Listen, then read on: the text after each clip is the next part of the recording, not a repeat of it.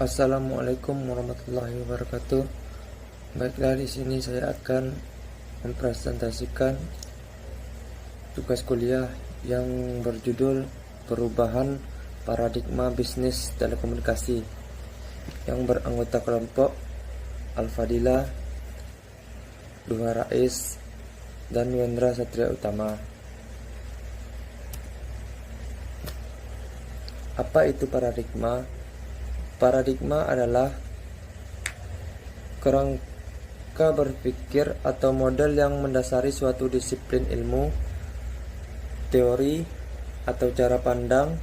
Ini adalah perangkat asumsi konsep, nilai, dan metode yang diterima secara umum oleh para ahli dalam suatu bidang tertentu. Paradigma membentuk cara kita memahami dunia, menanyakan pertanyaan, dan mencari jawaban. Perubahan paradigma telekomunikasi. A. Paradigma lama. Paradigma lama mengacu pada kerangka berpikir yang dominan dalam suatu bidang pada masa lampau. Kerangka berpikir ini telah diterima secara luas dan digunakan untuk memahami fenomena dan membangun teori. Namun, seiring waktu, paradigma lama mungkin menjadi tidak memadai untuk menjelaskan fenomena baru atau mengatasi masalah yang muncul. B. Paradigma baru. Paradigma baru muncul sebagai respon terhadap keterbatasan paradigma lama. Ini adalah kerangka berpikir yang menawarkan cara pandang baru, konsep baru, dan metode penelitian baru yang lebih baik dalam menjelaskan fenomena dan mengatasi masalah. Perbandingan paradigma lama dan paradigma baru. Paradigma lama, pasar monopolistik, adalah industri telekomunikasi di masa lalu didominasi oleh beberapa perusahaan yang memiliki kontrol hampir penuh atas pasar. Contohnya, layanan operator seluler di beberapa negara, operator seperti Telkomsel, XL Axiata, dan Indosat di Indonesia atau AT dan T, Verizon dan T-Mobile di Amerika, menyediakan layanan serupa berupa paket data, panggilan, dan SMS. Paradigma lama. Pasar telekomunikasi menjadi lebih kompetitif dengan munculnya banyak pemain baru dan teknologi baru. Sebagai contoh, penyedia layanan internet fiber, berbagai penyedia layanan internet seperti IndiHome, MyRepublic, Biznet, dan First Media di Indonesia bersaing dalam menyediakan internet fiber dengan kecepatan dan harga yang bersaing. Konsumen memiliki banyak pilihan dan dapat berpindah antar penyedia jika menemukan penawaran yang lebih baik. Paradigma lama. Regulasi sangat ketat. Pemerintah menerapkan regulasi yang ketat untuk mengontrol harga dan layanan, serta memastikan akses universal. Sebagai contohnya, regulasi spektrum frekuensi. Setiap negara memiliki aturan yang mengatur alokasi spektrum frekuensi untuk mencegah gangguan sinyal antara layanan telekomunikasi di Indonesia. Misalnya, Kementerian Komunikasi dan Informatika atau Kominfo mengatur spektrum untuk layanan 5G, 4G, dan lainnya. Paradigma baru. Light touch regulation. Regulasi menjadi lebih longgar dengan fokus pada persaingan yang sehat dan perlindungan konsumen. Contoh, perizinan fleksibel untuk layanan Internet of Things atau IoT, karena IoT masih dalam tahap pengembangan dan membutuhkan banyak eksperimen. Banyak pemerintah memerlukan light touch regulation dengan menyediakan izin spektrum yang fleksibel dan lebih sedikit batasan pada perangkat IoT. Ini mendorong lebih banyak perusahaan untuk berinovasi tanpa terbebani oleh regulasi yang ketat. Selanjutnya, pada paradigma lama ada vertical regulation, yang dimana vertical regulation ini berfokus pada pengaturan vertikal seperti kontrol atas infrastruktur dan layanan, serta pemerintah mengatur setiap tahap dalam rantai nilai telekomunikasi, mulai dari pembangunan infrastruktur hingga penyediaan layanan. Contohnya seperti pemerintah mengatur izin pembangunan jaringan kabel dan menara BTS, serta tarif layanan telepon dan internet. Sehingga perusahaan telekomunikasi harus mengikuti aturan yang ketat, harus mendapatkan izin dari pemerintah untuk membangun jaringan kabel dan menara BTS. Dan mereka harus mengikuti tarif yang ditetapkan oleh pemerintah untuk layanan telepon dan internet.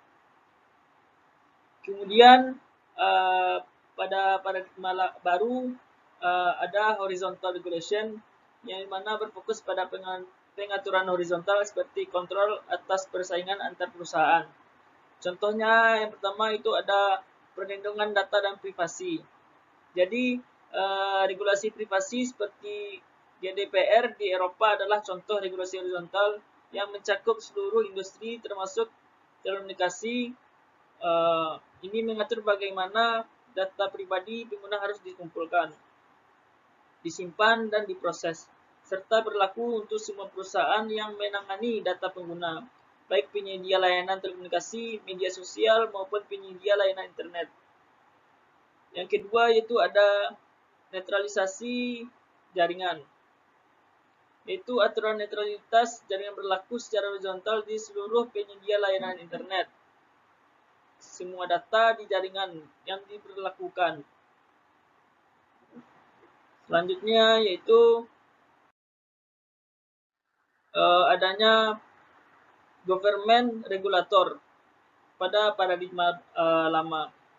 Jadi maksudnya dari government regulator ini adalah pemerintah berperan terkait regulator utama dalam industri telekomunikasi. Contohnya seperti yang pertama itu ada menetapkan kebijakan dan regulasi terkait dengan penggunaan spektrum frekuensi, pembangunan infrastruktur telekomunikasi, dan pelayanan telekomunikasi. Yang kedua itu ada memberikan izin dan lisensi kepada operator telekomunikasi untuk menjalankan usahanya. Dan yang ketiga itu mengawasi dan memastikan bahwa operator telekomunikasi mematuhi peraturan dan standar yang telah ditetapkan. Kemudian pada paradigma baru adanya independen regulator. Maksudnya di sini adalah lembaga independen yang bertanggung jawab untuk mengatur industri telekomunikasi. Contohnya yang pertama itu mempromosikan persaingan.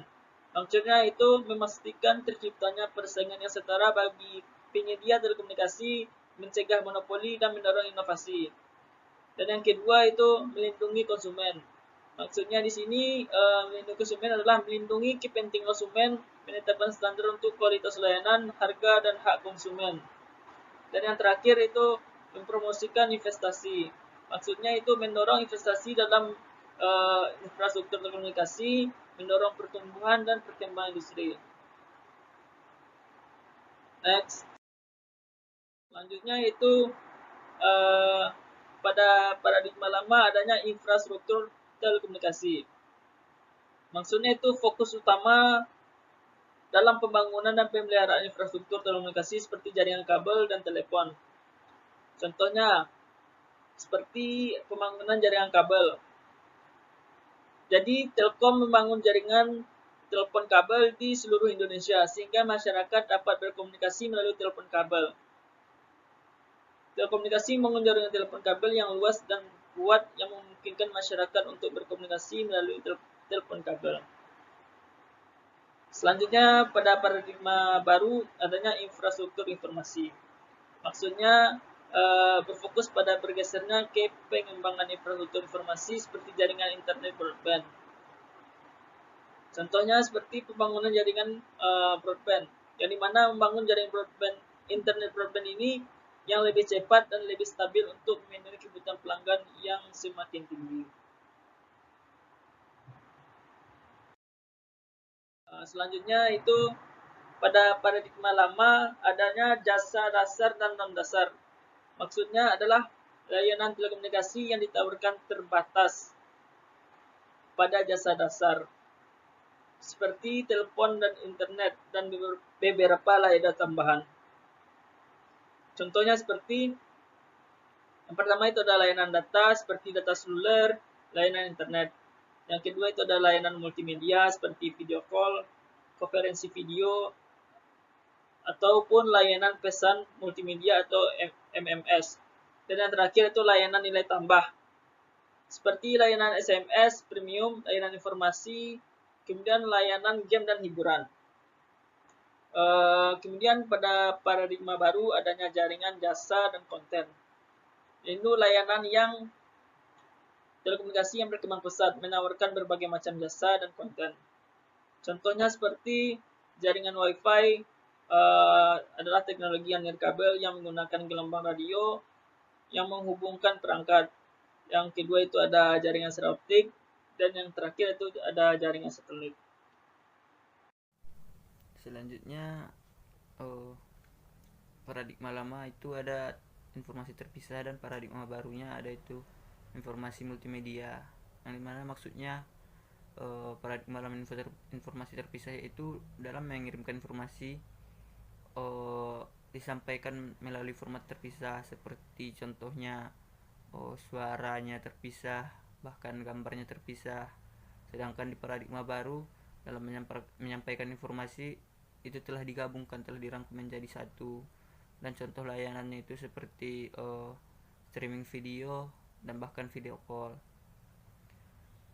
Selanjutnya itu ada paradigma lama mengenai tentang circuit switch dan paradigma baru tentang packet switch, yang dimana maksudnya dalam melakukan panggilan atau dalam proses pembagian informasi dalam circuit switch atau paradigma lama tersebut itu memerlukan koneksi tetap untuk setiap panggilan, jadi sehingga efisiensinya rendah. Sedangkan di paradigma baru menggunakan packet switch memungkinkan data tersebut telah disimpan dan menjadikan data tersebut bisa dikirim melalui berbagai jalur dan sehingga efisiensinya lebih tinggi. Dan selanjutnya itu paradigma lama tentang mengenai jaringan akses kabel dan paradigma baru tentang akses nirkabel. Jadi maksudnya dalam paradigma lama jaringan akses kabel tersebut semuanya menggunakan kabel, sehingga membuat daerah-daerah tertentu yang tidak mendapat akses kabel sangat sulit melakukan internet, yang contohnya itu seperti telepon kabel dan lain-lainnya. Sedangkan dalam paradigma baru itu menggunakan jaringan akses nirkabel itu membuat akses semakin luas sehingga bisa dibilang dalam daerah yang sulit dijangkau pun dapat melakukan akses internet, karena itu tidak menggunakan kabel, malahan menggunakan radio akses seperti wifi dan internet seluler. Selanjutnya itu ada paradigma lama tentang mengenai pentarifan berdasarkan waktu dan jarak saat melakukan internet atau panggilan. Dan paradigma baru yaitu pentarifan berdasarkan waktu dan volume atau byte. Dalam paradigma lama yang berdasarkan waktu dan jarak itu membuat biaya lebih tinggi dan juga kurangnya fleksibilitas, dikarenakan dalam melakukan panggilan dalam waktu yang singkat namun jarak yang sangat jauh itu tetap terkena biaya yang tinggi. Sedangkan di paradigma baru pentarifan berdasarkan waktu dan volume byte, jika Anda melakukan panggilan dalam jarak yang sangat jauh namun volume atau byte yang dilakukan itu sangatlah sebentar atau sedikit, itu biayanya akan lebih rendah dan fleksibilitasnya juga lebih tinggi. Selanjutnya itu ada paradigma lama tentang industri ekonomi. Dalam paradigma lama, industri ekonomi tentang telekomunikasi itu lebih fokus dalam memproduksi hardware-nya seperti telepon, modem, switch dan lain-lainnya. Sedangkan di paradigma baru itu lebih menghadirkan atau lebih tepatnya menghadirkan inovasi baru yaitu dalam bentuk layanan. Tetap juga mereka melakukan industri hardware, namun mereka juga telah mengembangkan dalam inovasi dalam bentuk layanan seperti itu ada streaming, ada juga cloud sebagai penyimpanan, dan juga ada keamanan cyber, bahkan menghubungkan internet ke dalam hal baru seperti IoT. Jadi sekian presentasi saya dari kelompok kami. Saya ucapkan terima kasih. Selanjutnya paradigma lama itu ada informasi terpisah, dan paradigma barunya ada itu informasi multimedia, yang dimana maksudnya paradigma lama informasi terpisah itu dalam mengirimkan informasi disampaikan melalui format terpisah, seperti contohnya suaranya terpisah, bahkan gambarnya terpisah. Sedangkan di paradigma baru dalam menyampaikan informasi itu telah digabungkan, telah dirangkum menjadi satu, dan contoh layanannya itu seperti streaming video dan bahkan video call. Selanjutnya itu ada paradigma lama mengenai tentang circuit switch dan paradigma baru tentang packet switch, yang dimana maksudnya dalam melakukan panggilan atau dalam proses pembagian informasi dalam circuit switch atau paradigma lama tersebut itu memerlukan koneksi tetap untuk setiap panggilan, jadi sehingga efisiensinya rendah. Sedangkan di paradigma baru menggunakan packet switch memungkinkan data tersebut telah disimpan dan menjadikan data tersebut bisa dikirim melalui berbagai jalur, dan sehingga efisiensinya lebih tinggi.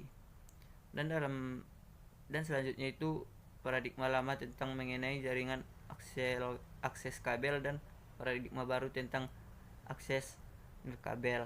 Jadi maksudnya dalam paradigma lama jaringan akses kabel tersebut semuanya menggunakan kabel, sehingga membuat daerah-daerah tertentu yang tidak mendapat akses kabel sangat sulit melakukan internet, yang contohnya itu seperti telepon kabel dan lain-lainnya.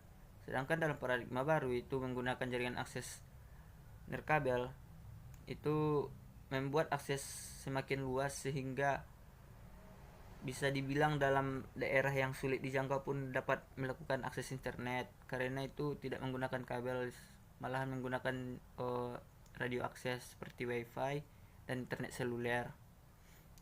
Selanjutnya itu ada paradigma lama tentang mengenai pentarifan berdasarkan waktu dan jarak saat melakukan internet atau panggilan, dan paradigma baru yaitu pentarifan berdasarkan waktu dan volume atau byte.